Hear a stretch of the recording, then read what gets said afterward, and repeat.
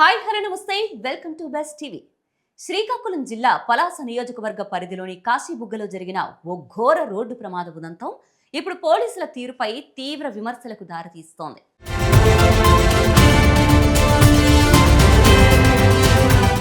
వైఎస్ఆర్సీపీ నేత మాజీ మంత్రి సీదిరి అప్పలరాజు కుమారుడు ఆరవ్ వేగంగా బైక్ నడుపుతూ ఓ సామాన్య అమాయక వ్యక్తిని ఢీకొట్టి అతని మృతికి కారణమయ్యాడు.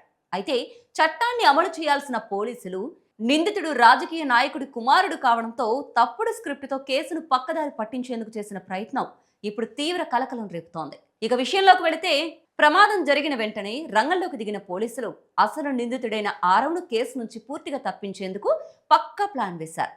అందుకోసం ప్రమాదానికి ఏమాత్రం సంబంధం లేని ఆరవ్ స్నేహితుడిని తెరపైకి తెచ్చి అతడే బైక్ నడిపాడు అంటూ రికార్డుల్లో నిందితుడిగా మార్చేశారు.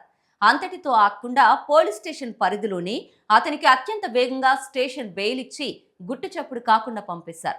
మరోవైపు చనిపోయిన వ్యక్తి కుటుంబం నుంచి ఎలాంటి తిరుగుబాటు రాకుండా ఉండేందుకు 9 లక్షల రూపాయల మొత్తంతో తెర వెనుక సెటిల్మెంట్ కూడా పూర్తి చేశారు. అయితే కాకీలు ఎంత పగడ్బందీగా కథ నడిపినప్పటికీ పాపం పండి అసలు నిజాలు ఆలస్యంగానైనా బయటకొచ్చాయి. ప్రమాదానికి సంబంధించిన కీలకమైన సీసీటీవీ విజువల్స్, ఘటనా స్థలంలో ఉన్న సీసీటీవీ ఫుటేజీలు బయటకు రావడంతో పోలీసుల బండారం బట్టబయలైంది. ఆ ఫుటేజీల ప్రకారం ప్రమాదం జరిగిన సమయంలో బైక్ మీద ఆరవ్ స్నేహితుడు అసలు లేనే లేడు. ఆరవ్ ఒక్కడే ఒంటరిగా అతి వేగంతో బైక్ డ్రైవ్ చేస్తూ వచ్చి సదరు వ్యక్తిని బలంగా ఢీకొట్టాడని, ఆ దెబ్బకే ఆ వ్యక్తి ప్రాణాలు కోల్పోయాడని దృశ్యాలతో సహా స్పష్టమైంది.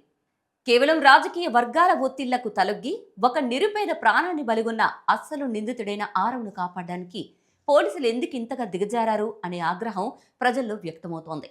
సాక్ష్యాలను తారుమారు చేసి ఏ పాపము ఎరుగని మరో యువకుడి జీవితాన్ని, భవిష్యత్తును నాశనం చేయడానికి ప్రయత్నించిన సదరు పోలీస్ అధికారులది కూడా నేరమే అంటున్నారు.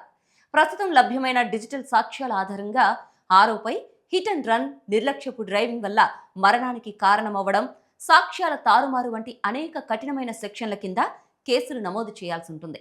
ఇక ఈ హిట్ అండ్ రన్ కేసులో శిక్షలు ఎలా ఉండబోతున్నాయో ఒకసారి చూద్దాం రండి. ఇక రోడ్డు ప్రమాదం జరిగి అందులో ఎవరైనా మరణిస్తే పోలీసులు దర్యాప్తు చేసి ప్రమాదం జరిగిన సెక్షన్ను బట్టి 2 సెక్షన్ల కింద కేసు నమోదు చేస్తారు. భారతీయ చట్టం ప్రకారం ఒక సెక్షన్ 304, మరొకటి 304A. ఒక కేసులో 2 ఏళ్లు మాత్రమే శిక్ష, మరో కేసులో 10 ఏళ్ల వరకు శిక్షగా ఉంటుంది. అయితే ఇప్పటి వరకు రోడ్డు ప్రమాదాల్లో 304, 304A కింద కేసులు నమోదు చేస్తామని పోలీసు ఉన్నతాధికారులు చెబుతున్నారు. చాలా కేసుల్లో 304A కింద మాత్రమే కేసు నమోదవుతుందని వివరిస్తున్నారు. సెక్షన్ 304A నిర్లక్ష్యం వల్ల జరిగే ప్రమాదాలను కలిగి ఉంటుంది. ఈ కేసులో గరిష్ట శిక్ష కేవలం 2 సంవత్సరాలు మాత్రమే. సాధారణంగా పోలీస్ స్టేషన్ ద్వారా బెయిల్ మంజూరు చేస్తారు. ఉదాహరణకు ఒక డ్రైవర్ రెడ్ లైట్ జంప్ చేసి వాహనం ముందుకు వస్తే ప్రమాదం జరిగిందనుకుంటే, ప్రమాదంలో ఎవరైనా మరణిస్తే అప్పుడు డ్రైవర్ నిర్లక్ష్యంగా ఉన్నాడని అర్థం.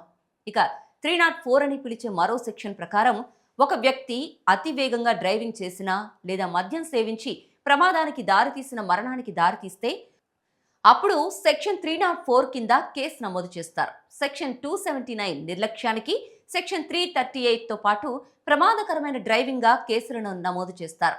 ఈ సెక్షన్ల ప్రకారం నిందితుడికి పోలీస్ స్టేషన్ నుండి బెయిల్ లభించదు. అలాగే అతనికి 10 సంవత్సరాల వరకు జైలు శిక్ష పడే అవకాశం ఉంటుంది. ఇది స్టోరీ అప్డేట్. మరో స్టోరీతో మళ్ళీ కలుద్దాం. Stay tune to best TV.